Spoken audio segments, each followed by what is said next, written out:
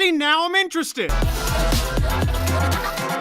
What's up guys, and can we talk about just how much Shovel Knight is getting around lately? Like holy shit, that man got in Smash. Not as a character sadly, but even so, going from a darling indie game spawned from the landmine infested hellscape that is Kickstarter, I still have hope for you Bloodstained, to getting any spot from a AAA major first party title is an accomplishment beyond what many indies can aspire to do. Now, let's take that accomplishment with Smash and throw it out the window for a bit. Don't worry, we will come back to it because this video is more focused on just how badly I want more indie successes to do what Shovel Knight is doing. First of all, what do I mean by doing what Shovel Knight is doing? Well, I kinda slept on Shovel Knight, not saying I didn't beat it, although I did kinda play most of the game without power-ups because I didn't know how to use them.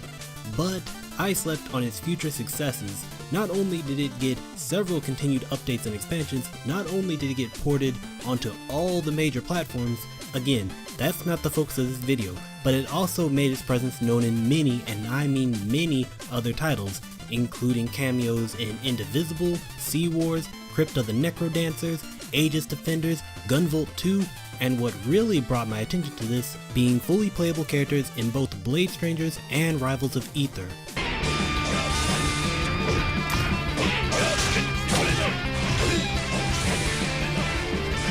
Some of these titles I had never even heard of, but the inclusion of the Knight in Rivals of Aether, proving indies do what Nintendo don't, complete with a hype trail of its own, caused me to search out to see what else Shovel Knight has been a part of, and I gotta say, Crypt of the Necrodancer kinda looking fine.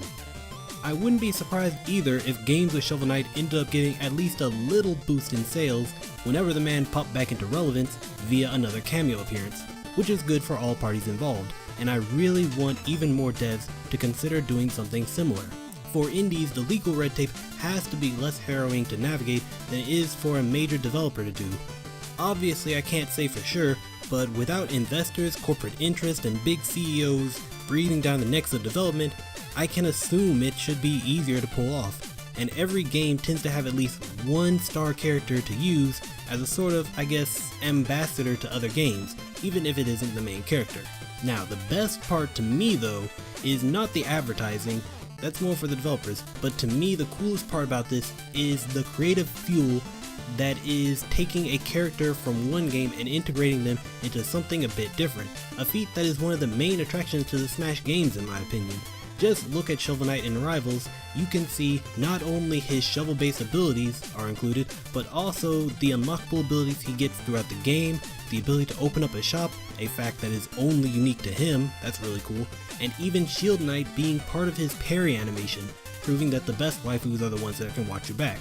Going back to gaming in general, every once in a while I see another article about how hard it is for good games to get seen in the oversaturated market that is gaming, and that problem's not going away anytime soon. Hell, it's probably gonna get worse as Steam tweaks its algorithms to only show people games that they are 100% likely to buy, or the recent haven for indie games, the Switch platform, also starting to overpopulate. The way I see it, cameos and guest characters are a way to take advantage of the oversaturation in order to get more eyes on a product. So I guess what I'm trying to say here is I really want more indie devs to go out of their way to have cameo appearances in other games or to seek out cameos themselves, because even if a game is not as successful as it could be, maybe the game that person cameoed in is more successful and that success can become the first game's success. So hey, if you agree with that, leave in the comment section any games you've seen that had some sort of amazing cameo appearance in it, or if you disagree, tell me why. Either way, I'll see you guys next time.